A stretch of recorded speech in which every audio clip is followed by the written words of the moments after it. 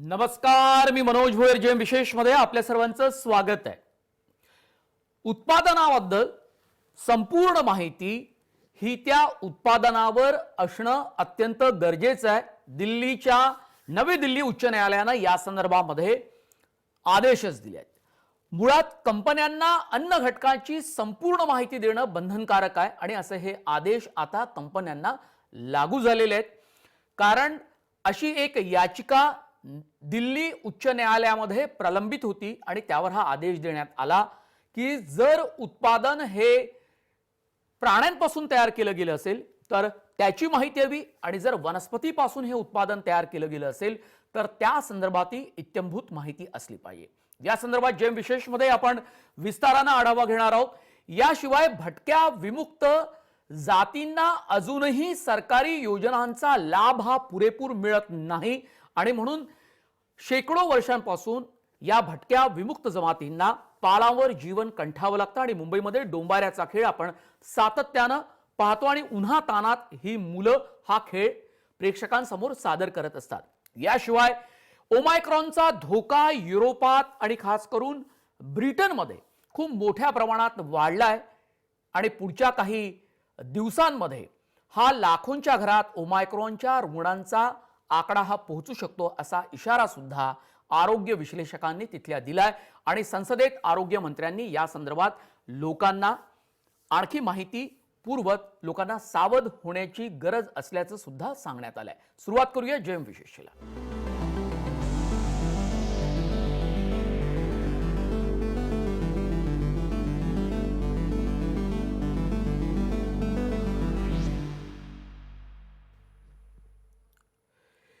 एखादा खाद्यपदार्थ कोणत्या अन्न घटकांपासून बनला आहे इतकीच माहिती न देता ते घटक कोणत्या प्राण्यांचे किंवा वनस्पतींचे आहेत याचाही तपशील उत्पादक कंपन्यांनी दिला पाहिजे असा आदेश दिल्ली उच्च न्यायालयानं दिलाय। हा पदार्थ नैसर्गिक पद्धतीने बनवला की प्रयोगशाळेत याचीही माहिती कंपन्यांनी द्यावी। जर या संदर्भात माहिती दिली गेली नाही तर तो नियमाचा भंग समजला जाईल असा आदेश न्यायमूर्ती बिपिन संघी आणि न्यायमूर्ती जसमीत सिंह यांनी दिलेला आहे। खाद्यपदार्थ ज्या घटकांपासून बनवला आहे किंवा तयार केला गेलाय त्यानुसार त्यांच्यावर शाकाहारी किंवा मांसाहारी असा स्पष्ट उल्लेख करण्याचा आदेश संबंधित कंपन्यांना द्यावा अशी याचिका राम गो रक्षा दलानं उच्च न्यायालयात केली होती। त्यावरील सुनावणी प्रसंगी दिल्ली उच्च न्यायालयानं म्हटलंय की खाद्यपदार्थ बनवताना वापरलेले घटक त्यांचे मूळ याबद्दलची सविस्तर माहिती यापुढे कंपन्यांनी न दिल्यास त्यांच्यावर कडक कारवाई करण्यात येईल।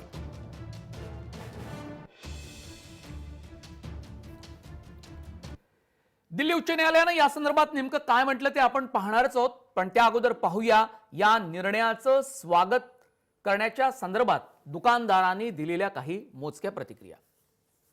ये सही है डिसीजन कोर्ट का कि दिखाना ही चाहिए कि जो वेज है उसको पूरा के अंदर क्या क्या डाला हुआ है क्या क्या नहीं डाला हुआ है, जो नॉन वेज है उसमें बताना चाहिए कि नॉन वेज में क्या क्या डाला है क्या क्या नहीं डाला है। सही, आप इसका स्वागत करते हैं जी सही फैसला है। चिप्सचे जे प्रकार आहे म्हणजे एखाद्या वेळेस ते व्हेज आहे की नॉन व्हेज आहे। आता दिल्ली हायकोर्टाने तेच सांगितलेलं आहे की बाबा काय आहे ते स्पष्टीकरण द्या। तर आता चिप्स कंपनीने ते स्पष्टीकरण त्या पाकिटावर दिलं पाहिजे की नक्की याच्यामध्ये व्हेज आहे का नॉन व्हेज आहे, त्याच्यामध्ये कुठल्या प्रकारचं मीठ आहे काय आहे, म्हणजे पूर्ण कंटेंट त्याच्यावर माहिती दिली पाहिजे। अशी बरेचशे गोष्टीवर आहे आणि अन्य विभागाने बी याची मोठ्या प्रमाणात याचा अभ्यास करून त्यांच्याकडून करून घेतलं पाहिजे। तुम्हाला काय वाटतं हायकोर्टाने जो निर्णय दिला तो योग्य निर्णय आहे? त्यांचा निर्णय योग्य आहे। उस पर लिखा होना चाहिए क्योंकि जो सामने आदमी जो खाता है जो इस्तेमाल करता है उसको तो पता होना चाहिए कि अपन क्या खा रहे हैं क्या नहीं खा रहे, वेज है नॉन वेज है क्या है, तो उस पर अगर लिखा रहेगा तो पब्लिक को आसान रहेगा, आदमी समझेगा कि हाँ भाई ये चीज़ मैं खा रहा हूँ। और उसमें कौन सी चीज़ें मिलाई गई है? मिलाई गई है वो तो अपने को मालूम नहीं, उनको वो भी लिखना देना चाहिए। हाँ वो तो लिखा होना चाहिए ना, पब्लिक को पता तो चलना चाहिए कि भाई मैं क्या खा रहा हूँ। इस डिपेंड कि कस्टमर मतलब कैसे वो चीज़ को लेता है, इसमें ज़्यादा कुछ पॉइंट नहीं है। वो चीज़ें पता है कि उसमें प्रॉब्लम है फिर भी बच्चे खाते हैं, तो अगर आप चीज़ मेंशन करोगे तो भी वो उनके ऊपर डिपेंड करता है कि वो लेंगे या नहीं लेंगे। लेकिन फिर भी दिल्ली हाईकोर्ट ने ऐसा बोला है कि अगर लिखा होगा तो अच्छा होगा, आपको लिखना चाहिए। हाँ लिखना चाहिए, ठीक है लिखना तो चाहिए, ठीक है करेक्ट पॉइंट है, लिखना चाहिए। दिल्ली उच्च न्यायालयाचे नेमके आदेश काय आहे तेही पाहूया।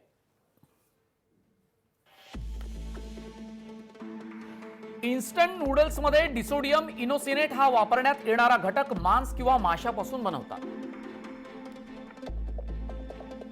मात्र ती माहिती ग्राहकांना नीट दिली जात नाही.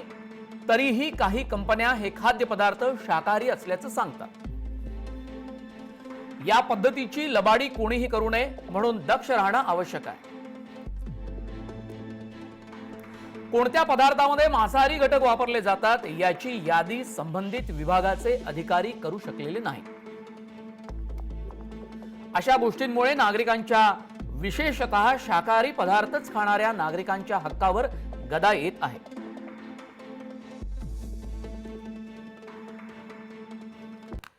दिल्ली उच्च न्यायालयाच्या निर्णयावर हिंदू जनजागृती समितीचे पदाधिकारी यांनी सुद्धा आनंद व्यक्त केलाय. दिल्ली उच्च न्यायालयाच्या निर्णयावर हिंदू जनजागृतीचे सुनील घनवट यांनी स्वागत करत अशा प्रकारचा निर्णय होणं आवश्यक असल्याचं सांगितलेलं आहे.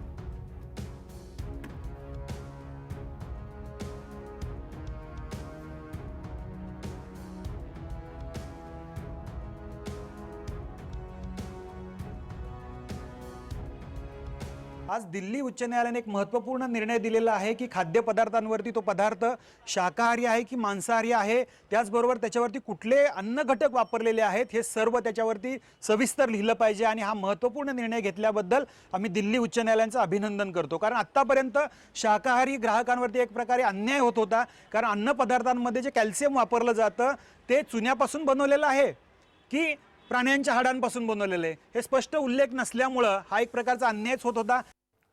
नागपुरात नाग नदीत मगरींचा वावर असल्यानं रोज दुपारी पर्यटकांची तिथे गर्दी होते.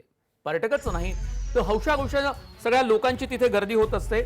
नागपुरात नाग नदीत मगरीचा वावर असल्यानं रोज दुपारी नाग नदीच्या काठावर बघ्यांची गर्दी होते.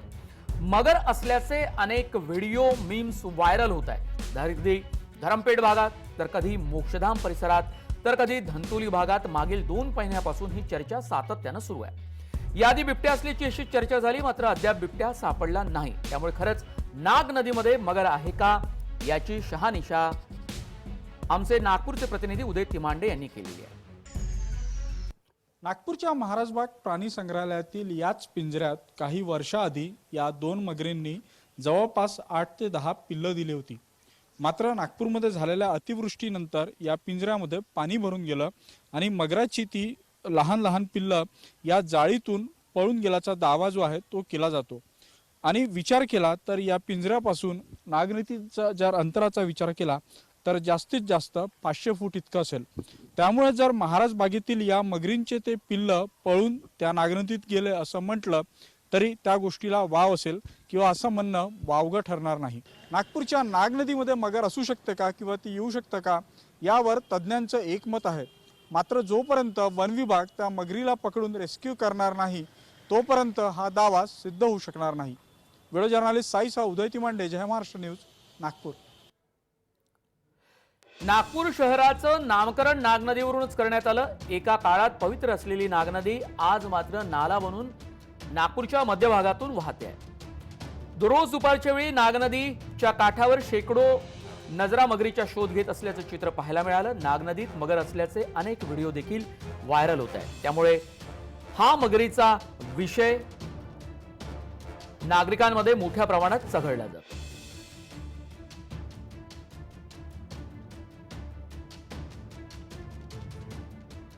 नागपूरच्या धंतोली परिसरामध्ये रोज दुपारी या नागनदीच्या काठावर बघणाऱ्यांची गर्दी होतं आणि इथे शेकडो नजरा या नदीमध्ये जे आहे ते मगराला शोधत असतात. अनेक व्हिडिओ असे व्हायरल झाले ज्यामध्ये या नागनदीमध्ये मगर असल्याचं दिसून आलं. ते नेमकं याच जागी दिसून आलं की इथे मगर आहे. मात्र फॉरेस्ट विभाग असेल किंवा इतर चमू असेल त्यांनी त्या मगरीचा या नाल्यात शोध घेतला, मात्र ती मगर त्यांना आढळून आली नाही. त्यामुळे या स्पेशल रिपोर्टच्या माध्यमातून आपण जाणून घेणार आहोत की खरंच या नागनदीमध्ये मगर आहेत की फक्त अफवांचा बाजार नागपूरमध्ये या मगरीच्या निमित्ताने पसरतोय. मगर येण्याची शक्यता म्हणजे एक टोटलाडोह डॅम आहे, पेंच रिझर्वायर. पेंचपासून आपल्याला नागपूरला पाणी येतं मोठ्या पाईपलाईनमधून. तर एखाद्या वेळेस असं असू शकतं की एखादं हे थोडं पिल्लू म्हणून ते त्या पाईपमधून नागपूरला आलं असेल आणि नागपूरमधून येऊन मग हे नाल्यामध्ये आलं आहे. तर त्यावेळेस ते छोटं असेल. पण आता ज्यांनी पाहिलं, पण अजून काय होतं, ज्यांनी पाहिलं आहे ते तर म्हणतात पाहिलं आहे, फॉरेस्टच्या टीम गेलेल्या आहे, त्यांनी 8-10 वेळा पाहिलं पण त्यांना दिसलं नाही. म्हणून आपण एव्हिडन्स किंवा असं कन्फर्म म्हणू शकत नाही की ती मगर आहे. काही काही लोक म्हणतात आहे, व्हिडिओ पण पाठवले. व्हिडिओ खरे असतात खोटे असतात तो भाग वेगळा आहे. मला तर कधी आढळला नाही या ठिकाणी. फक्त लोक गर्दी करतात म्हणून मी थांबतो आणि रोज या रस्त्याने माझं जाणं येणं आहे. नागपूरच्या नाग नदीमध्ये मगर असू शकते का किंवा ती येऊ शकतं का यावर तज्ज्ञांचं एकमत आहे. मात्र जोपर्यंत वन विभाग त्या मगरीला पकडून रेस्क्यू करणार नाही तोपर्यंत हा दावा सिद्ध होऊ शकणार नाही. व्हिडिओ जर्नलिस्ट साईसा उदय तिमांडे, जय महाराष्ट्र न्यूज, नागपूर. नागपूर शहरात कुठलीही मोठी नदी नाही ज्यातून मगरी सारखा सरपटणारा प्राणी नागपूरमध्ये येऊ शकेल. त्यामुळे ही मगर खरंच असेल तर ती शहरात आली कशी हा बुचकाळ्यात टाकणारा प्रश्न सर्वांच्याच मनामध्ये उभा राहतो. याच प्रश्नाला घेऊन जय महाराष्ट्रानं तथ्य जाणण्याचा प्रयत्न केला असता 2 गोष्टी प्रामुख्याने समोर येत आहेत. मगर नाग नदीत येण्याची शक्यता त्यामुळेच बळावली आहे. त्यातील पहिली बाब म्हणजे नागपूरला पाणी पुरवठा मध्य प्रदेशमधून येणाऱ्या पेंच नदीतून होतो आणि यासाठी मोठ्या पाईपलाईनचा वापर केला जातो. या पाईपलाईन मधून मध्य प्रदेशच्या पेंच नदीतून हे मगर आले असावेत का असा कयासही बांधला जातोय. आणि महाराज बागेचे वरिष्ठ अधिकारी डॉक्टर सुनील बावस्कर या संदर्भात काही माहिती देत आहेत, तीही पाहूया. गेल्या 1-1.5 महिन्यात जे मगर दिसत आहेत त्यापैकी एक मगर मीही पाहिलेली आहे आणि तिचं जे वय आहे मिनिमम 15 वर्ष असावं. तिची साईजही कमीत कमी 10 फुटापर्यंत आहे. त्याच्यामुळं ती जी मी पाहिली ती तर महाराज बागेतली नक्कीच नाही आहे. परंतु तरीही 2019मध्ये 6 सप्टेंबरला जेव्हा अतिवृष्टी झाली होती तेव्हा आपल्याकडची काही पिल्लं जी 1-1.5 महिन्याची होती ती बाहेर पडली होती पिंजऱ्यातनं. त्याला आपण शोधलं आणि ते शोधल्यानंतर त्यातली 3 पिल्लंही आपल्याला मृतावस्थेत मिळाली होती. परंतु बाकीची 4 पिल्लं आपण शोधण्याचे प्रयत्न केले परंतु अद्याप ते सापडले नाही. नागपूर शहरात मगर येण्याची दुसरी शक्यता म्हणजे नागपूर शहरातील ऐतिहासिक प्राणी संग्रहालय असलेला महाराज बाग प्राणी संग्रहालय. काही वर्षांपूर्वी 2 मगर वर्धा जिल्ह्यातून इथे आणल्या होत्या. पुढे मगरींना 8 ते 10 पिल्लांना जन्म दिला. मात्र एकदा झालेल्या मुसळधार पावसात छोटी पिल्लं पिंजऱ्यातून पाण्यासोबत वाहत गेली आणि पिल्लांचा शोध घेतला असता त्यातील 3 पिल्लं मृतावस्थेत आढळली. मात्र इतर पिल्लांचा अजूनपर्यंत शोध लागला नाही. महाराज बागेतील मगरीचा पिंजरा आणि नागनदी यांच्यातील अंतर काहीच फुटांचं आहे. त्यामुळे पिंजऱ्यात पाणी वाढल्यावर मगरींचं पिल्लू त्यातून वाहून जाणं शक्य आहे. नाग नदी प्रदूषित असून ती नावापुरती नदी असून तिला सध्या नाल्याचं स्वरूप प्राप्त झालंय. त्यामुळे दूषित पाणी आणि त्यातील कचरा घाण यामुळे मगरीला पोषक वातावरण अजिबात मिळत नाही. त्यामुळे मगर या पाण्यात जिवंत राहील यावर अभ्यासक शंका व्यक्त करतात. मात्र नाल्यातील जनावरं आणि काही भागात असलेल्या साफ स्वच्छ पाण्यामुळे मगर काही काळ नदीत वास्तव्य मात्र करू शकते. मात्र ती नाग नदीत असताना तिनं नदीच्या बाहेर निघून मानवी वस्तीत घुसण्याचा प्रयत्न केला तर तो मानवाच्या जीवाला धोका ठरू शकतो.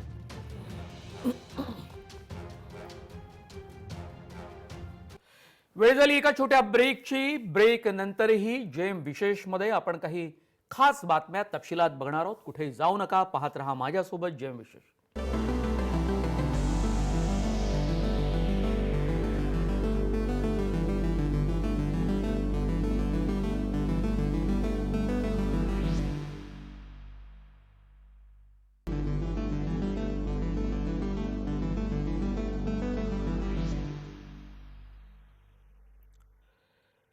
भटक्या जमातीची 12% लोकसंख्या भारतात आहे. स्वातंत्र्याचा अमृत महोत्सव साजरा करत असताना या 1600 भटक्या जमाती मूलभूत सुविधांपासून वंचित आहे. मुंबईसारख्या मोठ्या शहरांमध्ये भटक्या जमातीतील डोंबारी समाजाचे लहान मुले तारेवर किंवा दोरीवर कसरत करत असतात. या कसरतीमध्ये लहान मुलांचा, विशेष करून मुलींचा वापर केला जातो, कारण लहान मुला मुलींच्या शरीरात लवचिकता असते. तसंच लहान मुलांना बघून लोक पैसे देतातही. या कसरतीचे 2.5 वर्षांपासून त्यांना प्रशिक्षणही दिलं जातं. यात लहान मुलांचे मोठ्या प्रमाणात शोषण होत असतं. तळपत्या उन्हामध्ये पैशासाठी ही मुलं कसरत करतात. हे मुंबईतले दृश्य आहेत डोंबाऱ्यांचे. अगदी लहान मुलगी उन्हा तानामध्ये दोरीवर कसरत करताना पाहताना आपल्याला मजा येते. लोक गर्दी करतात आणि मोठ्या उत्सुकतेनं यांचा हा खेळ पाहतही राहतात. मात्र गेल्या अनेक वर्षांपासून यांच्या आयुष्यात कोणताही बदल झाला नाही आणि पिढ्यानपिढ्या डोंबाऱ्यांचा खेळ आपल्याला पाहायलाही मिळतो. पण या डोंबाऱ्यांच्या व्यथा सुद्धा त्यांच्याच तोंडून आपण आता ऐकूया.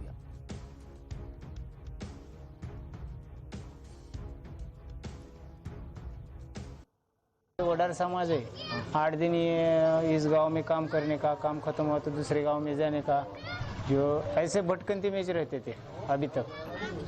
जब तक 96 में हम यहाँ आए, ये गायरान की जमीन थी. गायरान बोल के, हाँ, वही गायरान की जमीन थी. वही जमीन पे हम पहले वो उधर थे रिंग रोड को 82 PWD की जगह पे रहते थे. वहाँ से उठाया तो यहाँ पे आए. यहाँ पे आने के बाद फिर ये परिस्थिति ऐसी थी, एक दिन में 1-2 सांप निकलते थे. एक दिन में 1-2 3 ऐसे सांप स्नैक्स निकलते थे. हाँ. पहले जंगल एरिया था. जंगल एरिया और झाड़ी एरिया ऐसा था. और दलदल तो ऐसा था, बारिश काल में 1 फीट 1.5 फीट अंदर पैर जाता था, ऐसा था दलदल यहाँ पे. जात झाकणे म्हणतात.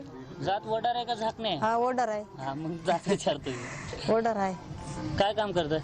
काय मागापासून उगा झोपडे घेऊन हिंडायची, कुठे बी खड्या कुड्या काय पाईपनाला रोडाची काम करायची. तिथं पण झोपडे उठायची, मग पुन्हा जायची दुसऱ्या गावाला. कुठल्या गावात जातात? कुठे बी काम निघालं तिथं जायचे. आता मागाडला सांगला मी. मागडला. हा आता कुठं जाता? आता जात काम करण्यासाठी कुठं जाता तुम्ही? आता जाते ते नाक्यावर जाते, कुठं लागलं तर मजुरी मग येते. मुरमाची लागलं तर लागते हाजिरीना, पुन्हा वापस येते असं.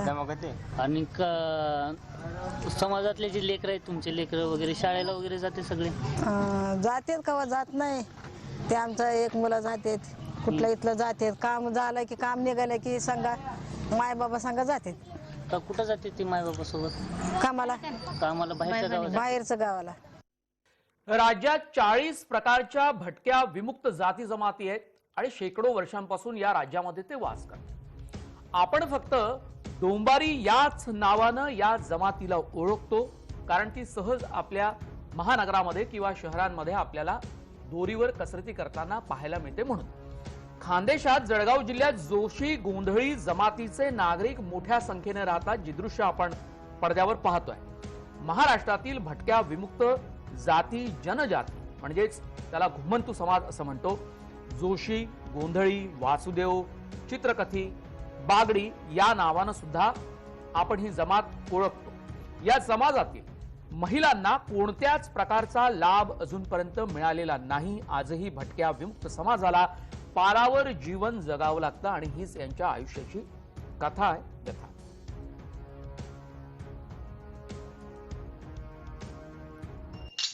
हरिनाम बोला, हरिनाम बोला, वासुदेवाला सकळच्या परी वासुदेव दारी जागवतो लोकाला. वासुदेव जागवतो लोकाला. वासुदेवाचा मुंगुट गळमाळ पायी गोळे, सुखरातीन तुमचे बाळे, सुखरातीन तुमचे बाळे, वासुदेवाला. भटक्या विमुक्त जमातीमध्येच्या आयुष्यामध्ये आनंदाचा क्षण यावा यासाठी सामाजिक कार्यकर्त्या पल्लवी रेणके अनेक वर्षांपासून काम करतात. इतर मुलांना खेळांमध्ये मोठ्या प्रमाणात पैसे मोजून प्रशिक्षण घ्यावे लागते. मात्र भटक्या जमातीच्या डोंबारी पारधी समाजाच्या मुलांना धावणं सहज जमतं. ते पोहतातही, नेमबाजीतही ते पुढे असतात. कसरतीचं कौशल्य परंपरेने त्यांच्या अंगात भिनलेलं असतं. केंद्र सरकारच्या भटक्या जमातीवर अभ्यासासाठी नेमलेल्या रेणके आयोगानं याबाबत शिफारस केली होती की खेळाचं कौशल्य असलेल्या समाजातील मुलांसाठी केंद्र आणि राज्य पातळीवर योजना आखून त्यांना ऑलिम्पिक सारख्या स्पर्धेत सरकार पाठवू शकते. एक आठवण म्हणून सांगतो, फडणवीस सरकारमध्ये अर्थमंत्री असलेल्या सुधीर मुनगंटीवार आणि काही संघटनांनी प्रयत्न करून 11 आदिवासींना गिर्यारोहणासाठी पाठवलं होतं आणि एव्हरेस्ट शिखर त्यांनी पादाक्रांत केलं होतं. अशा प्रकारचा प्रयत्न राज्य सरकारनं सुद्धा करणं आवश्यक आहे. पाहूया सामाजिक कार्यकर्त्या पल्लवी रेणके काय म्हणतात. सर्वप्रथम यांना टेरिटोरियल राईट्स कसे मिळतील, कारण का ते अनुसूचित जातीमध्ये असले किंवा इथल्या डोंबारी समाजाला जरी SC मध्ये टाकलं तरी सुद्धा योजनांचा लाभ घेण्यासाठीची जी इथली प्रक्रिया आहे त्या प्रक्रियेमध्ये हे बसत नाहीत. त्यांना सगळे पुरावे द्यावे लागतात, त्यांचा जन्माचा पुरावा द्यावा लागतो, त्यांना ते या देशाचे नागरिक आहेत त्याचा पुरावा द्यावा लागतो. आता हा सगळा समाज भटका समाज आहे, त्याच्यामुळे या भटक्या समाजाकडे त्यांच्याकडे 1950च्या आधीचे किंवा 1960च्या आधीचे कोणतेच पुरावे उपलब्ध नाहीत. महाराष्ट्रात अनुसूचित जमातीत असलेला हा समाज डोंबारी म्हणून ओळखला जातो. मात्र मध्य प्रदेश, छत्तीसगडमध्ये या समाजाला नट नावानं ओळखलं जातं. नट हा समाज छत्तीसगडमध्ये अनुसूचित जातीमध्ये गणला गेलेला आहे, त्यामुळे काही प्रमाणात त्यांची माहिती छत्तीसगड राज्य सरकारकडे आहे. शासकीय योजना त्यांच्यापर्यंत काही प्रमाणात पोहोचल्या आहेत. या समाजाबाबत राज्य सरकार आणि केंद्र सरकार यांच्याकडे इत्थंभूत माहिती अजूनही नाही. त्यामुळे आरक्षण आणि राज्य सरकारच्या म्हणजे कोणत्याही राज्यात असलेल्या या समाजासाठी लागू असलेल्या योजनांचा फायदा त्यांना घेता येत नाही किंवा योजना त्यांच्यापर्यंत पोहोचतच नाही. पुरावे उपलब्ध नसल्यामुळे ते इथल्या व्यवस्थेचे अनुसूचित जमातीचे असू देत किंवा OBC अंतर्गत असू देत किंवा राज्याच्या पातळीवर भटक्या विमुक्तांचे फायदे असू देत हा समाज घेऊ शकत नाही, कारण का ही प्रक्रिया त्यांच्यासाठी खूप किचकट आहे. तर एकूणच भटक्या विमुक्तांमधल्या या ज्या कलेवर आधारित ज्या समूह आहेत त्यांच्या उत्थानासाठी काही करायचं असेल तर त्यांना स्पेशल टार्गेट ग्रुप म्हणून आपल्याला बघितलं पाहिजे. त्यांच्या मुलामुलींसाठी वेगळ्या योजना केल्या पाहिजेत, त्यांना स्कॉलरशिप्स दिल्या पाहिजेत वेगळ्या. जळगाव जिल्ह्यातील जामनेर तालुक्यातील भटकी जमात आहे जोशी. या जमातीतील महिला स्वतः सांगतायत आपली कहाणी. जळगाव जिल्ह्यातील जामनेर तालुक्यातील भटकी जमात जोशी या नावानं ओळखली जाते. या समाजातील महिला स्वतः सांगतायत आपली कहाणी. भटक्या मुक्त जाती जनजाती समाजाची लोकसंख्या मोठ्या प्रमाणामध्ये आहे. इथं आपल्या महिला मोठ्या प्रमाणामध्ये समाजासाठी लढण्यासाठी सगळ्या एकत्र आहेत. गावागावातनं सगळ्या महिला एकत्र यायला लागलेत. समाजाचा विकास झाला पाहिजे त्यासाठी सगळ्या माता बहिणी एकत्र येत आहेत. क्रांती होत आहे. तर आपण इथल्या गावची परिस्थिती ऐकूया. ताई नमस्कार, काय नाव आपलं? देवकबाई गोपाळ जोशी. काय प्रश्न आहेत तुमचे, काय समस्या आहे गावची? या गावामध्ये आम्ही 20 घर आहेत आमचे. मग आम्हाला कसं शेती करून म्हणजे काम करून खातो बा, घर नाही दार नाही राहण्यासाठी काहीच नाही आहे. मग काही ना काही व्यवसाय पाहिजे आमच्यासाठी असं आमची मागणी आहे त्यांच्याकडे. सरकारकडे तुमची मागणी हो आहे? मागणी आहे. बरं, माझा एक प्रश्न आहे, तुम्हाला घरं भेटले काय? शासनामार्फत काय योजना भेटले का? काय लोन बिन वगैरे काय भेटलं का? सगळ्यांनी बोला, लोन भेटलं का तुम्हाला? काहीच नाही. शासनचं कोण कलेक्टर वगैरे आलते का इथं? कुणी नाही आले. साथी अशा प्रकारे समाजाची परिस्थिती आहे. समाज बांधवांची सगळ्या माता भगिनींची अशी इच्छा आहे की NTBचं आरक्षण वाढलं पाहिजे. NTBचं आरक्षण लोकसंख्येच्या प्रमाणात कमी आहे ते वाढलं पाहिजे. समाजाला अन्न वस्त्र निवारा औषधोपचार शिक्षण रोजगार आरक्षण घरदार फॅसिलिटी बजेटमध्ये तरतूद स्वतंत्र मंत्रालय या सगळ्या सुखसुविधा भेटल्या पाहिजे. त्यासाठी गावागावातील सगळ्या महिला महाराष्ट्रातल्या एकत्र होत आहे. महाराष्ट्रातले 36 जिल्हे 356 तालुके 6000 गावातल्या कमसे कम 2 करोड महिला समाजाच्या एकत्र होत आहे. क्रांती होत आहे. आता आपण पाहतोय उस्मानाबाद जिल्ह्यामध्ये अत्यंत चर्चेत असलेला लग्न सोहळा. या लग्न सोहळ्यात आपल्या मुलीला रुखवत म्हणून लाखो रुपये खर्च करून भांडेकुंडी आणि इतर संसार उपयोगी साहित्य देण्याची जुनीच परंपरा आहे. त्याला फाटा देत पुस्तकं भेट दिली गेली. उस्मानाबाद जिल्ह्यात या परंपरेच्या एक पाऊल पुढे जात एक आगळा वेगळा विवाह सोहळा संपन्न झालाय. जिल्ह्यातील आंदोरा इथे घाडगे परिवाराकडून आपल्या लाडक्या मुलीला तिच्या लग्नाच्या रुखवता चक्क लाखभर रुपयांची पुस्तकं भेट म्हणून देण्यात आली. या परिवारानं वाचन संस्कृतीला चालना मिळावी आणि या नववधू वरांना महामानवांचे विचार आत्मसात व्हावे या भावनेनं छत्रपती शिवाजी महाराज, डॉक्टर बाबासाहेब आंबेडकर, छत्रपती संभाजी महाराज, साहित्यरत्न अण्णाभाऊ साठे, संत तुकाराम महाराज आणि भारतीय संविधानासह लाखो रुपयांची पुस्तकं भेट म्हणून दिली. सध्या लाखो रुपयांची उधळण करून पार पडणाऱ्या शाही विवाह सोहळ्यांच्या गर्दीत घाडगे आणि शिंदे कुटुंबियांचा हा आगळा वेगळा विवाह सोहळा चर्चेत आलाय. जगद्गुरु संत तुकोबारा यांनी सांगितल्याप्रमाणे आम्हा घरी धन शब्दांचीच रत्ने, मग खोटी नाटी रत्ने देऊन त्या स्थूल वस्तूंच्या प्रेमात पडण्यापेक्षा या नवविवाहित जोडप्यानं विचाराचं धन उधळावं म्हणून आयुष्यभर त्यांना पुरतील एवढी पुस्तकं आज या ठिकाणी दिली. आणि मला यात असा विश्वास वाटतो की सर्व पुस्तकं जर त्यांनी वाचली तर कुठलीही स्थावर त्यांना आयुष्यात कधी कमी पडणार नाही, इतकं सामर्थ्य त्यांच्यामध्ये आल्याशिवाय राहणार नाही. म्हणून आपल्याला विवाहात लोक भांडी कुंडी देतात त्याऐवजी पुस्तकच द्या. खूप छान वाटतंय, अगदी आगळं वेगळं आणि स्त्रियांना मान देणारं म्हणजे शिवविवाह पद्धती, जिथे स्त्रियांना डावीकडे न बसवता उजवीकडे बसवलं आणि मंगळसूत्र उलटं न घालता सरळ घातलं आणि मला याचा खूप आनंद झाला. मराठीशाही ही कोल्हापूर, सातारा, पश्चिम महाराष्ट्र, मराठवाडा कारण आणि म्हटलं तरी आपलं खानदेश जिथं जिजाऊंचा जन्म झाला, हे आपल्याला पुढे परत चालवायचं आहे. आणि ज्या समाजकंटकांनी पूर्वीपासून आपल्या शिवाजी महाराजांचा जो इतिहास बदलत राहिलेला आहे आणि बदललेला आहे आतापर्यंत, तो आम्हाला परत तो पुनर्जन्म करायचा. जेम विशेष मध्ये इथेच थांबतो. धन्यवाद.